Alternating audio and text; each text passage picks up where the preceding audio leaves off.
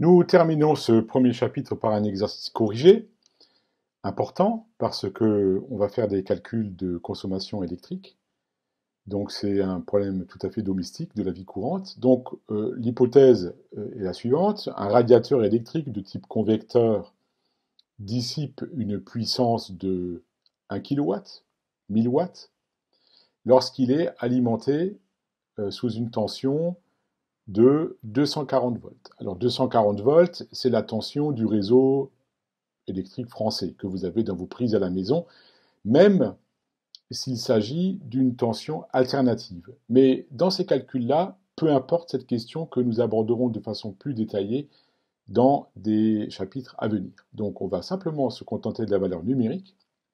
240 volts, c'est la tension d'alimentation de notre radiateur, qui en fait est équivalent à une résistance, et ce radiateur dissipe une puissance P de 1000 watts. Alors nous allons faire un certain nombre de calculs autour de, autour de ces valeurs numériques.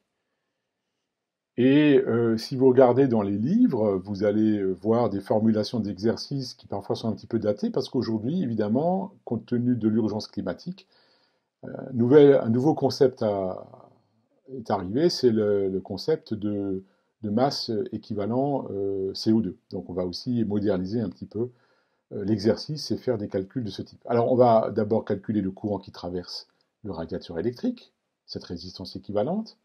Ensuite, on va calculer la puissance dissipée par ce radiateur si on l'alimente sous une tension U de 200 volts, plutôt que les 240 volts initiaux.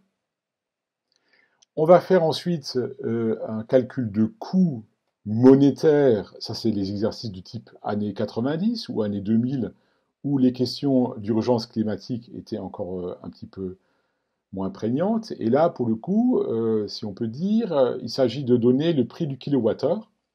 Le prix du kilowattheure, en France, il est actuellement de l'ordre de 0,15 euros, 15 centimes d'euros. C'est pas trop cher, et c'est lié à la production française qui est en grande partie obtenue par les réacteurs nucléaires. Alors, pour faire un coût de revient en euros, il faut des hypothèses. On va dire qu'on le fait fonctionner ce radiateur 10 heures par jour pendant 180 jours, donc pratiquement 6 mois. C'est assez réaliste, hein. En France, sous nos latitudes, là, on chauffe quand même pas trop, plutôt beaucoup. Donc 6 mois de fonctionnement à hauteur de 10 heures par jour, c'est pas totalement absurde. Et donc là, on va calculer le coût de revient en euros pour ce fonctionnement annuel à raison de 10 heures par jour pendant 180 jours. Et maintenant, ça va être la dernière question, un peu plus moderne, un peu plus actuelle, qu'il faut maintenant mettre bien en évidence pour les années à venir, qui vont être cruciales. On va donner la masse équivalente CO2 d'un kilowattheure électrique en France.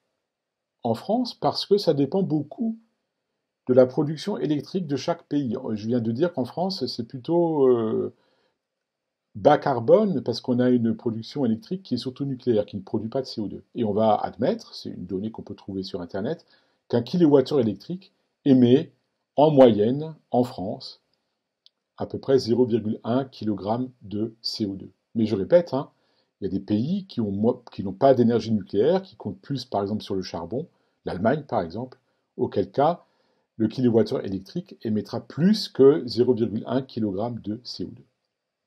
Et donc ici, le coût annuel en euros, on va maintenant le convertir aussi en masse CO2 équivalente, puisque c'est une question sur laquelle on ne peut plus faire l'impasse compte tenu de l'effet de serre, du réchauffement climatique et de toutes ces questions si importantes en 2021. Voilà, alors allons-y. Ce sont des calculs qui ne sont pas compliqués, hein, donc pas de panique. Hein. Enfin, il faut quand même les faire proprement. Donc on va retrousser nos manches et on va attaquer ça par le menu. Donc, question par question. Alors, P égale U carré sur R. c'est l'effet Joule au banc d'une résistance. Et donc, c'est là une question qui n'était pas posée. On peut calculer la résistance du radiateur, égale U carré sur P. U, on a dit 240 volts. La puissance dissipée P égale 1000 watts, donc ça fait 240 au carré sur 1000. Sortez les calculettes, et on obtient finalement 57,6 ohms. Donc la résistance de notre radiateur électrique vaut, à l'approximation près, 57,6 ohms. Cette question ne figurait pas explicitement dans notre liste de questions, mais bon, c'est un calcul qu'il faut faire quand même pour que l'exercice soit vraiment complet. Alors P égale UI, donc le courant qui traverse la résistance équivalente du radiateur, le courant qui traverse le radiateur, P égale UI, I égale P sur U, donc P égale 1000 watts divisé par U égale 240 volts, on obtient un courant de 4,17 ampères. Donc c'est un courant qui est quelques ampères. C'est des courants, on peut considérer comme étant déjà des courants forts. Dans les objets d'électronique, on n'a jamais des courants aussi élevés.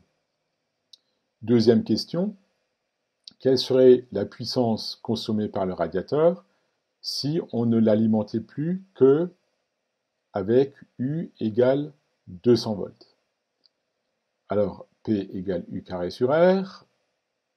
Donc, on prend U égale 200 volts, on divise par les 57,6 ohms, et puisque c'est un conducteur ohmique, sa résistance ne dépend pas de la tension aux bornes. Donc ça donne 200 au carré sur 57,6. On sort la calculette et on obtient une valeur de 694,4 watts. Pas certain que le virgule 4 soit très pertinent.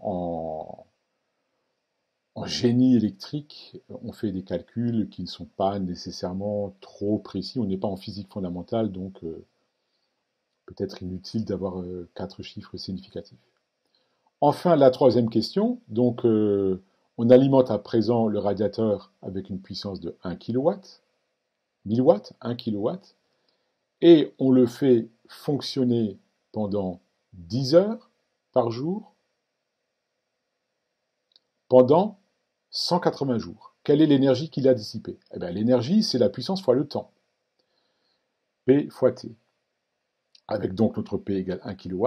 Et T, c'est la durée de fonctionnement. Donc 10 heures par jour fois 180 jours, soit 1800 heures. Donc si on veut l'énergie en kilowattheure, qui est une unité qui n'est pas celle du système international. L'énergie en unité du système international, c'est en joules. Mais en électricité, souvent, en génie électrique, on raisonne en kilowattheure. C'est une unité usuelle dans la communauté. Donc on obtient 1 kW fois 10 heures fois 180 jours, soit, tout calcul fait, 1800 kWh. Alors il faut savoir que c'est illégal en ce sens que c'est une énergie qui n'est pas exprimée dans l'unité du système international qui est théoriquement le joule. Alors la question du coût, le coût annuel, à supposer que le radiateur fonctionne donc à peu près 6 mois par an, eh bien, il suffit de multiplier cette énergie par le coût du kilowattheure, 15 centimes, et on obtient très directement 270 euros. Alors ça, bien sûr, ça impacte très directement votre budget, c'est important, mais peut-être pas aussi important que l'impact carbone, qui aujourd'hui est vraiment crucial. J'insiste, parce que vous, les jeunes, votre génération, vous pouvez vraiment plus faire l'impasse sur cette question. Nous, vos aînés, nous l'avons fait, mais maintenant, à vous de jouer. Alors, en masse CO2 équivalent, on a dit que chaque kilowattheure électrique correspond à 100 grammes, 0,1 kg.